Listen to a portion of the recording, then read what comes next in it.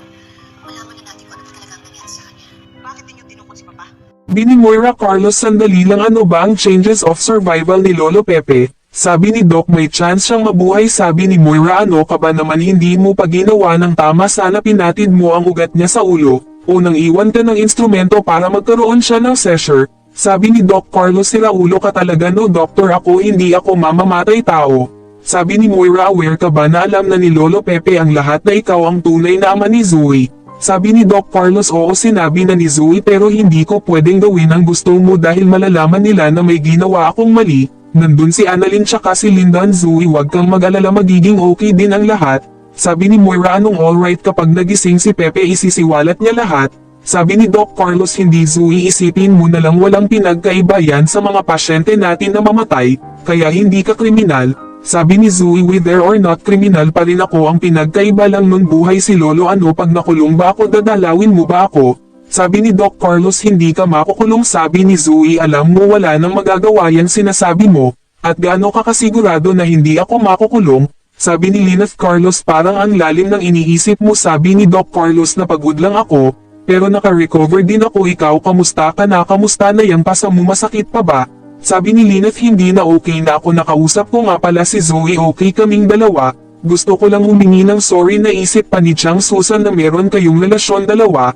Ang sabi ko naman parang anak mo na si Zoe Carlos hindi naman ako naniniwala, at saka nasabi na rin sa akin ni Zoe na nag-uusap kayo, at pinapayuhan mo siya pero hindi daw kayo magkasama kagabi, pasensya ka na kung naisip ko yun ha sabi ni Doc Carlos yun nga ang sasabihin ko na nagkakausap kami ni Zoe pero hindi kami nagkita kagabi, sabi ni Lynette alam ko naman na magulo yung buhay ni Zoe ngayon tama lang na ikaw ang makausap niya. Sabi ni Doc Carlos okay lang sa'yo sabi ni Lynette oo naman mas matino ka kesa doon sa nanay niya, tsaka sigurado naman ako na parang tatay na rin ang turing niya sa'yo diba? Alam mo Carlos nanay din ako walang magulang nagugustuhin na magulo ang buhay ng anak niya.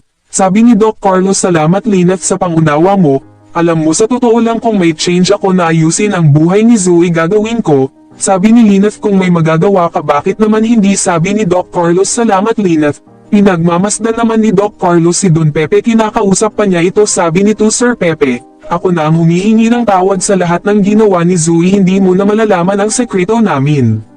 Sabi ni Moira Zoe ano bang ginagawa natin dito you don't even be here, sabi ni Zoe mami magstay muna ako dito kay daddy sabi ni Moira sure ka ba? Sabi ni Doc RJ Zoe anong nangyayari sabi ni Zoe dad wala pagod lang po ako. Sabi ni Doc RJ wag ka munang pumasok magpahinga ka na lang muna. Sabi ni Zoe dad okay lang po ako dinalaw naman ni Annalyn ang lolo niya. Sabi nito Doc kamusta si lolo may pagbabago po ba? Sabi ni Doc Carlos sa ngayon stable naman status niya sana ma-maintain niya ito. Kinausap naman ni Annalyn ang lolo Pepe niya magpagaling ka po lumaban ka po lolo. Pangako magbabayad ang gumawa nito sa'yo basta lumaban ka po natutuwa si Annalyn kasi gumalaw ang kamay ni lolo Pepe. Sabi nito Doc gumalaw ang kamay ni Lolo ibig sabihin naririnig niya ako, mukhang nadismaya si Doc Carlos sabi ni Giselle Robert nandito sila Sir Mark, sabi ni Doc RJ kamusta na may update na ba? Sabi ni Giselle meron na sabi ni Officer Mark Doc may na-recover po kami na medical supplies sa hideout ni Balahaja, sabi ni Doc RJ medical supplies sabi ni Giselle baka meron doktor sa mga kidnapper. Sabi ni Officer Mark possible po pwede din na binili nila ito ang maganda dito siguradong may fingerprint ang mga yon, baka makatulong ito para mahanap ang ibang mga kasama ni Balahaja. Sabi ni Doc RJ good job Sir Mark sana malaman na natin ito as soon as possible. Sabi ni Giselle Obeng pwede ka ba namin makausap ni Sir Mark? Sabi ni Josa alam mo Lynette tama talaga ginawa mo na palitan mo lahat yung door lock ninyo. Mahirap na no minsan ka na pinasok dito paano kung bumalik yun tapos mangyari uli yun baka mas malala pa ang gawin nun sa'yo. Sabi ni Chang Susan Korak sabi ni Lynette hindi nga ako makampanti. Alam nyo ba pag may naririnig ako na kalabog na nenervyos ako, kung minsan pa naman si Carlos wala dito paggabi kaya kinakabahan talaga ako. Sabi ni Josa di kung gusto mo para hindi ka kabahan, mag-isa sa gabi pwede naman samahan ka namin dito sa gabi pwede naman. Sabi ni Chang Susan oo naman pwede ako dyan sa sofa ito namang si Josa kahit sa carpet okay na yan diba? Sabi ni Josa oo naman basta may kasama ka lang sabi ni Lynette salamat sa inyo, hayaan niyo po sasabihin ko po kay Carlos kapag pamayad po siya sasabihan ko po kayo. Sabi ni Chang Susan may iba tayo nakausap mo na ba si Zoe? Sabi ni Lynette na kausap ko na po si Zoe, ang sabi niya po sa akin nasasabihan niya ng problema si Carlos. Siguro kasi dahil matagal nang magkaibigan si RJ at si Carlos kaya ang tingin niya parang tatay na din niya si Carlos. Sabi ni Josan, ako Lynette kilala ko yung Zoe na yan, baka ang ending niyan feeling niya siya na talaga yung anak ni Doc Carlos. Hello, sa ngayon mas may karapatan ang inaanak ko kesa sa kanya.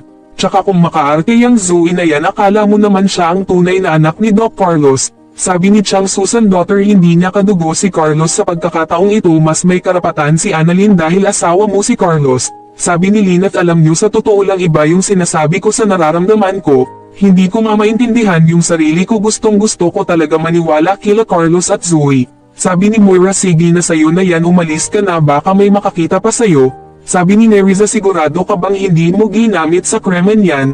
Sabi ni Moira, ano ka ba Neriza, di ba nangako ako sayo na ibibigay ko sayo yan, malinis yan, walang bahig na dumi. Sabi ni Neriza, sigurado ka Moira ha? Sabi ni Officer Mark, magandang umaga po Mrs. Tanyag. Sabi ni Moira, yes officer. Sabi ni Officer Mark, ako po si Officer Mark Gonzaga at iniimbitahan po namin kayo sa presento. Sabi ni Moira, bakit gising na ba si Pepe, ano bang sinabi niya, ako ba ang tinuturo niya na dumukot sa kanya? Hindi ako sasama sa inyo. Sabi ni Neriza, Moira ano ka ba naman, wag kang mag-standalo dito, respeto mo naman sila. Sabi ni Moira, respect kung ikaw kaya ang sumama sa kanila.